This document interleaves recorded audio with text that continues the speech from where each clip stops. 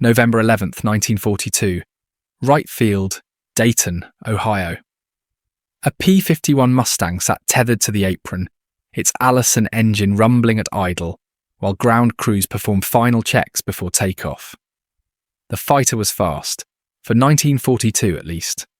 It climbed responsively, handled well, and its designers at North American Aviation believed it represented the future of American pursuit aircraft. But to the USAAF officers who evaluated it, the Mustang was fundamentally flawed.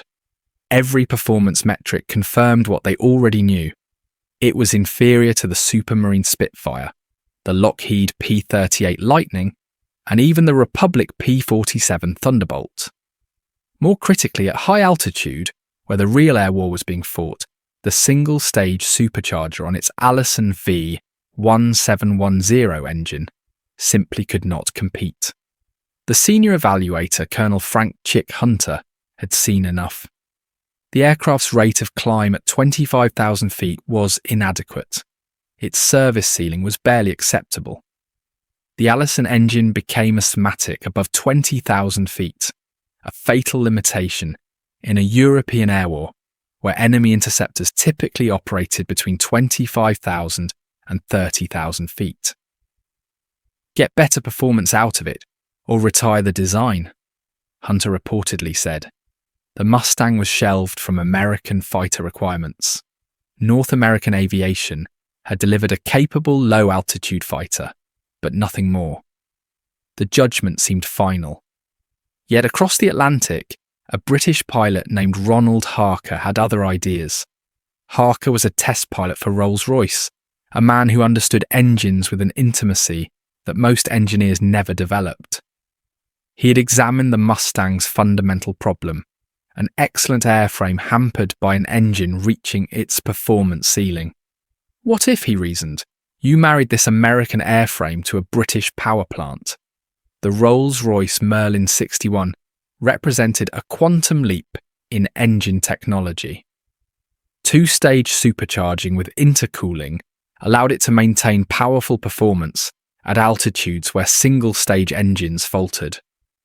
At 25,000 feet, the Merlin produced nearly 1,500 horsepower, an increase of over 500 horsepower compared to the Allison at the same altitude. Harker pitched the concept to Rolls-Royce leadership. In July 1942, the company authorized the experimental modification of a single P-51 airframe. At the Hucknall Test Facility near Nottingham, engineers began the delicate work of adapting a Merlin engine to an American fighter frame never designed to receive it. Nothing fit precisely. The Merlin was heavier, mounted differently, and required modifications to engine mounts, coolant systems, and fuselage structure. Moving the engine forward shifted the aircraft's centre of gravity. The cooling system required redesign. Fuel lines needed rerouting. What should have been a simple bolt-on transformation became an exercise in adaptation. By October 1942, the first conversion flew. The results were immediate and stunning. The Merlin Mustang climbed faster, turned tighter, and reached higher altitudes with power still available. More remarkably, the modified aircraft proved faster at high altitude than the original Allison-powered version. Not slightly faster, but dramatically faster. When Harker submitted his flight test report, Rolls-Royce forwarded it to the Air Ministry with a single recommendation. This aircraft must be developed for production. Meanwhile, across the Atlantic, engineers at North American Aviation had reached identical conclusions through independent calculation. Under company designation N, A101, and initially USA, AF designation XP78, North America's representatives had observed the British test programme. In mid-1942, they obtained 2 Merlin engines through the diplomatic channels that governed wartime industrial cooperation. They began their own conversion, mounting a Merlin 65 into a standard P-51 airframe. The first American version, redesignated XP-51B, took its maiden flight on November 30th, 1942. just weeks after Harker's breakthrough test at Hucknall. And in an extraordinary decision that revealed confidence bordering on faith, the USAAF placed an initial contract for 400 aircraft 3 months before the first flight, in August 1942, betting that the conversion would prove successful. Production began at North American's facility in Inglewood, California, in June 1943. The newly designated P-51B, powered by a license-built Merlin engine, manufactured by Packard Motor Car Company, under the designation VI-1650-3, rolled off assembly lines with revolutionary capability. June 1943, Inglewood, California. Test pilot Robert Chilton eased the first production P-51B through a shallow climb, feeling the response of an aircraft transformed. The first revelation came when he advanced the throttle and felt the engine respond with authority at altitudes where the original Allison-powered Mustang had wheezed like a consumptive. At 25,000 feet, nearly 2 miles above sea level, where oxygen became precious and most piston engines began to fail, the Packard V1650-3, Merlin maintained 1,260 horsepower. Compare that to the Allison engine at identical altitude, which produced barely 700 horsepower, and the engineering marvel became immediately apparent. The specifications told a technical story of revolutionary capability. The P-51B achieved 442 miles per hour at its high-blower critical altitude of 29,400 feet, an altitude at which most American fighters had already begun their descent toward home. The service ceiling reached 42,000 feet, allowing the aircraft to operate comfortably above the operational altitude of most Luftwaffe fighters. Rate of climb surpassed every expectation. At 25,500 feet, the aircraft could still climb at 2,660 feet per minute, faster than many American fighters could climb at sea level. Time to reach that altitude required barely 8 minutes and 20 seconds. An aircraft that could outrun, outclimb, and outfight enemy fighters at altitudes where it could dominate. The combination seemed almost unfair. Chilton brought the aircraft back to Inglewood and taxied toward the test facilities. Word spread immediately through the fighter squadrons and among the leadership at USAAF headquarters in Washington. The modification worked. The Mustang wasn't just another fighter, it was potentially superior to aircraft that had been operational for months. The chief engineer at North American, Edgar Schmude, who had designed the original airframe, watched test data accumulate with satisfaction. The airframe had always been the strong element. What the aircraft had lacked was an engine powerful enough at altitude to exploit the aerodynamic potential already designed into the structure. The Merlin provided exactly that. At Rolls-Royce in Britain, Ronald Harker received reports of the American test with vindication. His theoretical conversion had become practical reality. And more importantly, Rolls-Royce engines were now powering American fighters in quantities that dwarfed the Spitfires that had been their traditional mission. The USAAF wasted no time issuing production contracts. The initial 400 aircraft order was expanded immediately.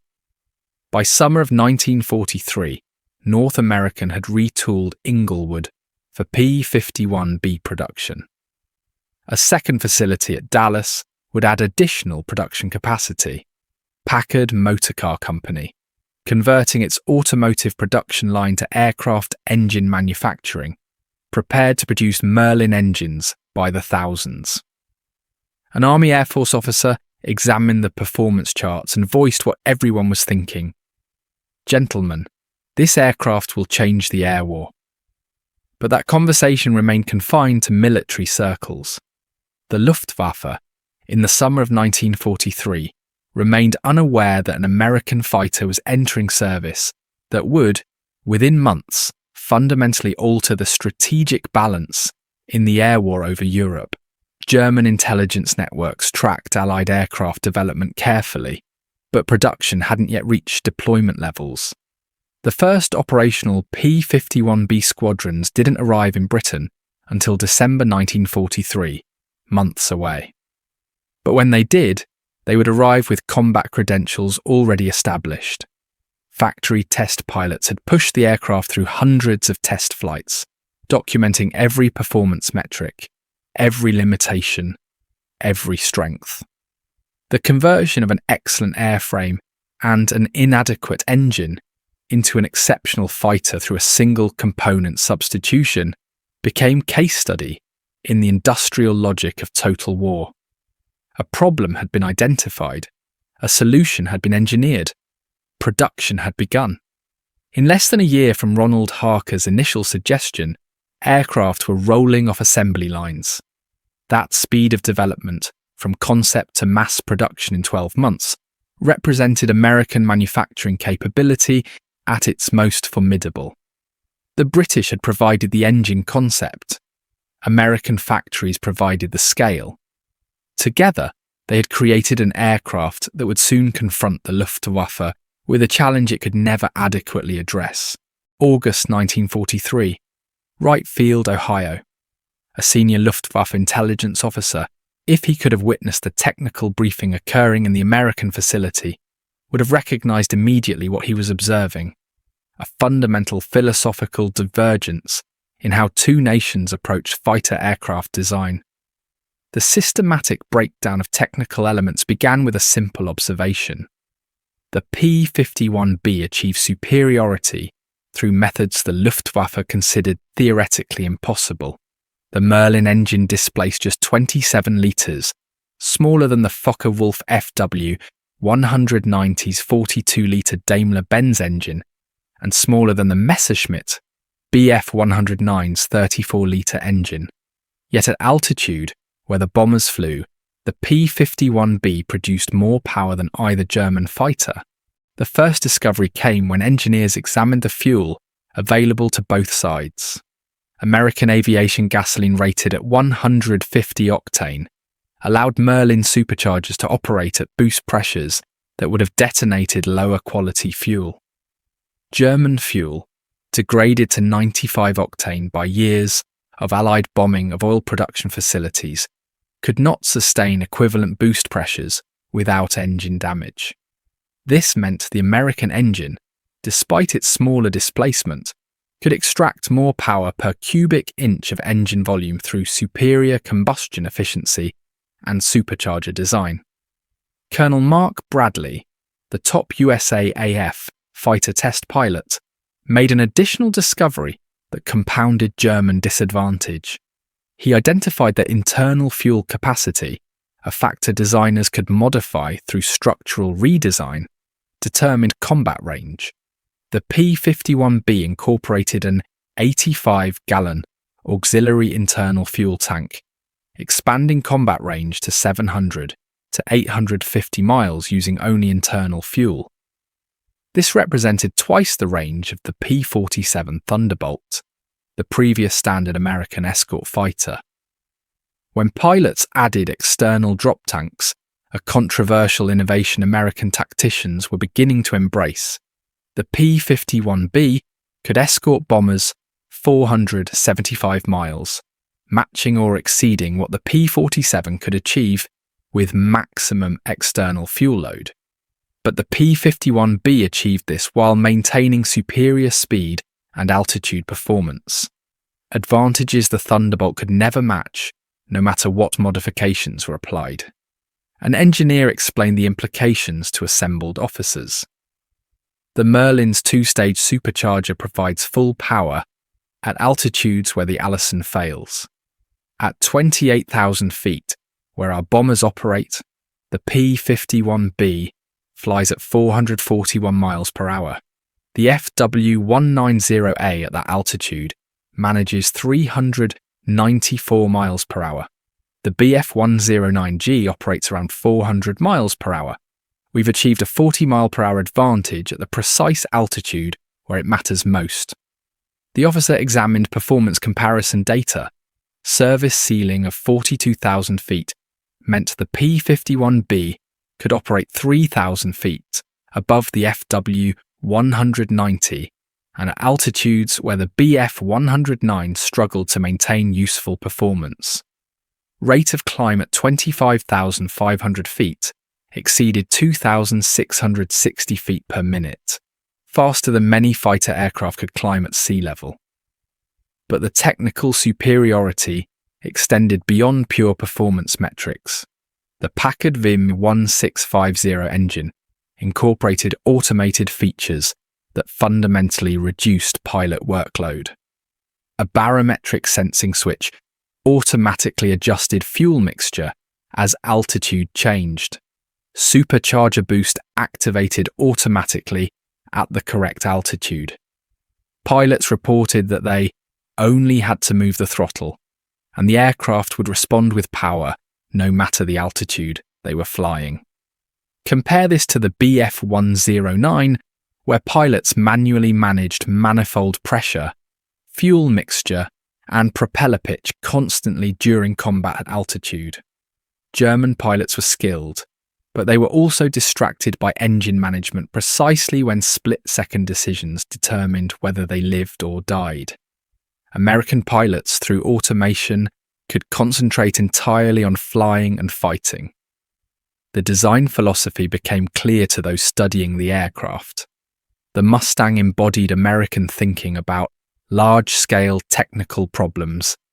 Instead of maximizing performance through complex engineering, it maximized effectiveness through simplification, automation, and superior fuel chemistry. The engine was smaller and more elegant than its German counterparts, but it was also more efficient, more reliable, and easier for semi-skilled mechanics to maintain. The aircraft's aerodynamic excellence came from careful design rather than brute force. The laminar flow wing, developed through years of research, provided exceptional lift characteristics with minimal drag. The fuselage design minimized parasitic drag. The landing gear retracted fully into the wings, eliminating the drag penalties that earlier fighter designs suffered. When Rolls-Royce engineers had mated their Merlin engine to this airframe, they had married British engine technology to an American design philosophy that understood aerodynamic efficiency could substitute for raw horsepower. An officer voiced what the assembled engineers already knew. "Gentlemen, the Germans are going to have a serious problem. They cannot match this aircraft's range or altitude performance with their current engines." The BF-109 was designed for short-range air superiority. The FW-190 was designed for ground attack and bomber interception. Neither was designed to escort bombers 1,000 miles from home and retain superior performance in the process. He paused, considering the implications. The Americans have created an aircraft that can do something no other fighter does well: protect bombers all the way to target and back, while remaining superior to fighters designed specifically for air combat. That's not a minor advantage. That's a fundamental shift in air war capability.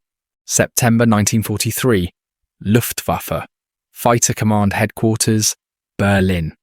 General Adolf Galland, Inspector of Fighters, reviewed intelligence reports on American fighter production with growing alarm. The opposing design philosophies had crystallized years earlier, rooted in different assumptions about air warfare.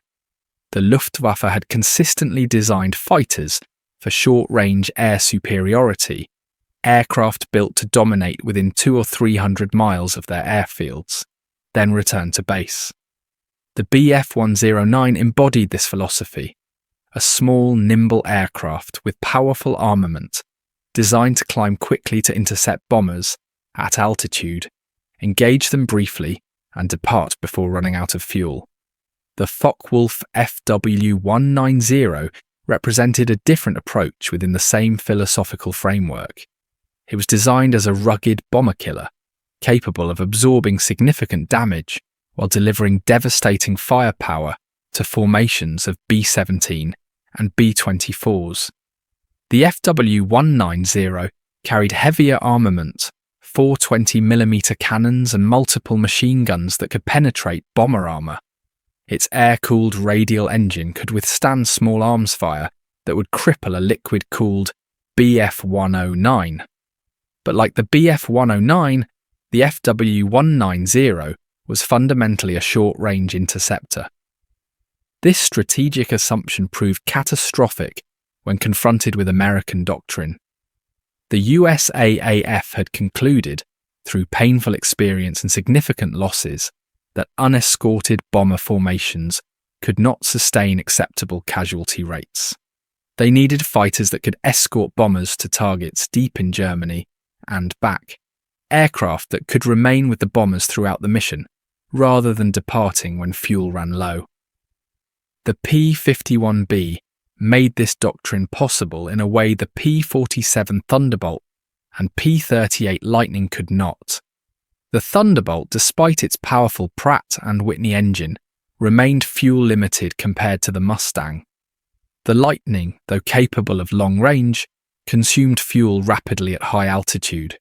The P-51B, with its laminar flow wing and efficient Merlin engine, achieved range on internal fuel that the FW-190 and BF-109 could never approach. One German officer conducting a theoretical analysis made an observation that would haunt Luftwaffe planning. They have designed an aircraft to fight in our territory, using our fuel supplies to fight their bombers.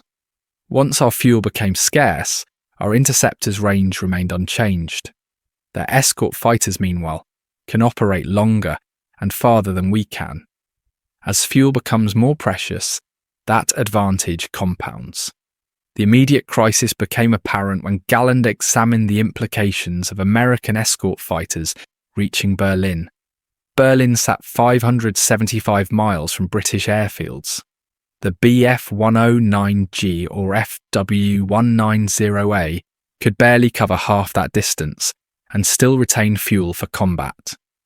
The P-51B could cover the entire distance with fuel remaining. Galland issued orders attempting to address the imbalance. Fighters were instructed to ignore escort fighters and focus on bombers, a doctrine that assumed bombers remained more strategically important than defeating the fighters defending them. Theoretically sound, the order produced disastrous results in practice. German fighters, focused on closing with bombers, were bounced from above by P-51 Mustangs that had maintained altitude advantage. The arithmetic of combat favoured the aggressor, and American pilots, dictating when and how engagements occurred, held the advantage. Attempts to extend German fighter range followed predictable patterns. Drop tanks were experimented with, but never fully adopted into doctrine. Gondola-mounted fuel tanks created additional drag and destroyed the manoeuvrability that gave the BF-19 and FW-190 any dogfighting advantage. Pilots resisted them, preferring speed and agility over extended range. The institutional culture of the Luftwaffe, built around short-range intercept doctrine and emphasizing pilot skill and aggressive tactics, resisted the technological solutions that might have compensated for the P-51's advantages. By autumn of 1943, scattered reports from the 8th Air Force's long-range bombing campaign were being analysed by German intelligence. American fighters were appearing over targets previously untouchable: Bremen, Schweinfurt, Munich. They were fighting German interceptors with tactical advantages that defied Luftwaffe expectations. In October 1943, the 8th Air Force suffered devastating losses on the Schweinfurt raid. 60 bombers destroyed with 600 crew members killed or captured. But the raids continued, and American fighters were present more frequently.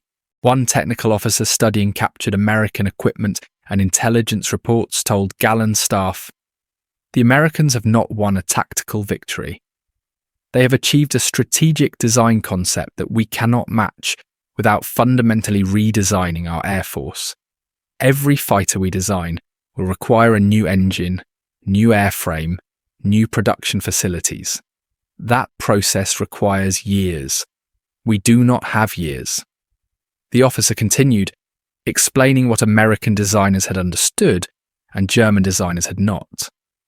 The Merlin engine operating at full power, at 28,000 feet, with automated systems managing performance, with an airframe designed for range rather than pure performance, represents a different philosophy of combat. They design for logistics. We design for the single combat encounter. In a war where logistics determines outcome, their philosophy proves superior. Gallen sat silently, absorbing the implications. German fighter pilots were among the finest in the world. Individual German fighters remained competitive with American equivalents. But the Mustang was forcing a contest Germany had not prepared for. Attrition warfare where losses mattered more than individual victories. Where numerical superiority and extended range determined outcomes rather than pilot skill and aggressive tactics. The gradual understanding that would soon permeate the Luftwaffe began not with official directives, but with reports from pilots returning from combat. A Bf-109 pilot described his first encounter with a P-51 Mustang in late 1943. "I was patrolling at 26,000 feet when I saw the bombers. I began climbing to engage them when a shadow passed over my canopy. A Mustang was above me, how high I could not determine. I turned to fight, but the American maintained altitude advantage. He could fight his battle or break off and return to escort the bombers. I could not catch him. The engagement lasted perhaps 2 minutes before he climbed away. I could not follow." The pilot's assessment captured the central strategic problem. American fighters, through superior performance at altitude and superior range, possessed initiative that German fighters could never regain. German pilots had to fight on American terms. Initiative had passed to the Allies. December 1st, 1943. RAF Airfield Debden, Essex, England. The 354th Fighter Group, the first USAAF unit equipped with P-51B Mustangs, flew their inaugural combat mission as fighter escort, and within hours, word began spreading through the 8th Air Force like current through copper wire. How information spreads through military ranks follows distinct patterns. Official channels move slowly. Reports, paperwork, briefings that take days to process. But combat intelligence travels at the speed of radio transmission and debriefing conversations. By evening of December 1st, pilots from other fighter groups had heard accounts of the 354th's mission. The details multiplied in the retelling. A P-47 Thunderbolt pilot summarized what the fighter force was hearing. The 354th took Mustangs up today, said they stayed with the bombers the entire way to the target and back without needing to turn back early. Said they've got more fuel than God. Said they can operate at altitudes where our Thunderbolts start running out of power. The informal networks that characterize military culture began circulating more detailed information. Mechanics who serviced aircraft heard pilots discussing the P-51's capabilities. Ground crew noticed the larger fuel tanks, commented on the different engine design. Supply officers tracked the consumption rates, calculating endurance versus range. Intelligence officers received combat reports and began compiling comparative performance data.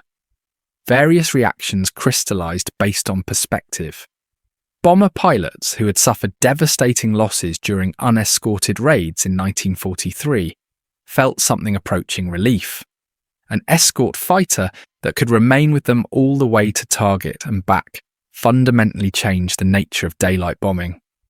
The losses would decrease. Survival probability increased substantially.